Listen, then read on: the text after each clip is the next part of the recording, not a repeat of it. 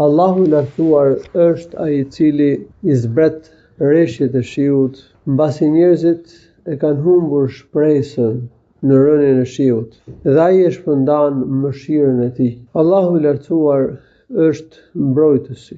Ai është drejtuesi i punëve të krijesave të tij. El Waliju, El Hamid, dhe ai është i lavdishëm. Allahu është i vetmi që zbret rreshtet e shiut. Nuk i zbret ato askush tjetër përveç tij subhanahu wa taala. Këtë mirësi të madhe për njerëzit, këtë mëshirë, këtë gjurmë të qartë të mëshirës së Allahut të lartësuar, e zbret vetëm Allahu subhanahu wa taala.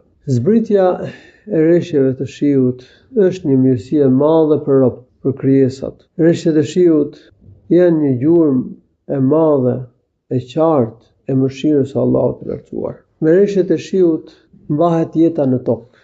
Pa rreshje shiu nuk do të kishte jetë në tokë, sepse pa ujë të prishëm nuk ka jetë. Dhe të gjitha burimet ujore në tokë furnizohen me rreshtet e shiut. Po imagjinoni të mos kishte shi, do të thaheshin burimet, lumejt, liqenet, puset, edhe do bëhen shkretir. S'do të kishte bim, s'do të kishte drithra, s'do të kishte fruta dhe perime dhe as gjallësa. Kështu që për të gjitha format e jetës në tokë shkak është uji.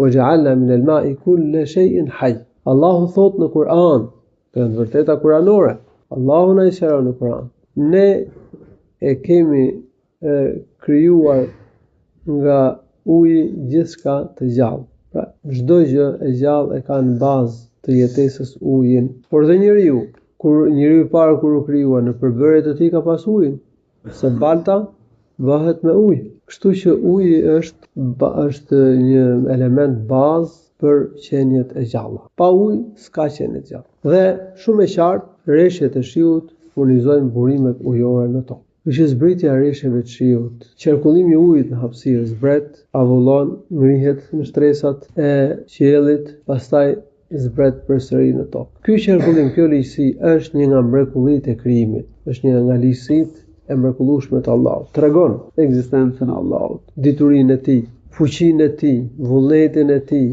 urtësinë e tij. Tregon gjithashtu edhe mirësinë e madhe që Allahu ka bërë krijesave të tij dhe mëshirën e tij të madhe. Allahu subhanahu wa taala i zbret rreshjet e shiut mbasi njerëzit e humbin shpresën se do të bjerë shi. Këtu në vendin tonë, për shkak se ka, domethënë, më shumë rreshje shiu dhe rreshjet e shiut bien me dendësi, njerëzit ndjejnë shumë nevojën për shi. Në periudhën e verës faktikisht e ndjejnë më shumë, sidomos ata që merren me bujqësi, e ndjejnë më shumë. Por në vendet e Arabisë dhe në vendet e shkreta, rreshtet e shiut janë jetike dhe njerëzit presin me padurim që të zbresin rreshje shiu. Dhe ndodh që humbin shpresën se do të bjerë shi.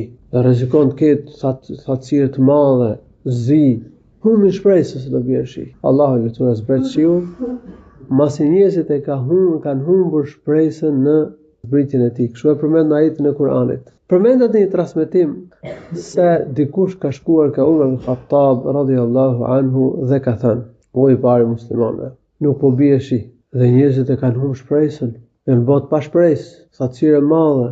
Umar radhiyallahu anhu tha: "Tani ka për të rënë shi, sepse Allahu i lartësuar ka përmendur që Allahu e zbret rreshtet e shiut mbasi njerëzit e humbin shpresën. Edhe kanë nevojë të madhe për shi. Janë shumë të përulur para Zotit. Presin që Allahu t'i përfshijë në mëshirën e vet. Kështu që Allahu zbret shi, është i vetmi që zbret rreshtet e shiut me të cilat shpëton robët e tij. El-Ghaith, rreshtet e shiut me të cilat Allahu shpëton robët e tij. Mbasi ata kanë humbur shpresën. Pra krijesa i drejtohen Allahut, përulen para Zotit dhe presin që Allahu i lartësuar t'u zbresë rreshtet e shiut. Wa yanshuru rahmatah, Allahu shpërndan mëshirën e vet te krijesat e tij. Dhe padyshim rreshtet e shiut janë mëshirë e madhe nga Allahu i lartësuar për krijesat. Wa huwa al-waliyyu al-hamid, Allahu është el-wali. El-wali është mbrojtësi, kujdestari, kujdeset për robët e tij, për krijesat e tij, drejtuesi i punëve në dobi të krijesave, në të mirë të tyre. Allahu drejton punët e gjithësisë. Ai lëshon rreshtet e shiut, ai u jep shi krijesave, ai mban me shi, me ujë, me mirësitë e tij subhanahu wa taala. Pra al-waliju është ndihmësi, është mbrojtësi, është kujdestari, ai që kujdeset për robët e tij, për krijesat, drejtuesi i punëve në dobi dhe në të mirë të krijesave. Është një nga emrat e bukur të Allahut të lartësuar, el-Wali. El-Hamid është i lavdishëm.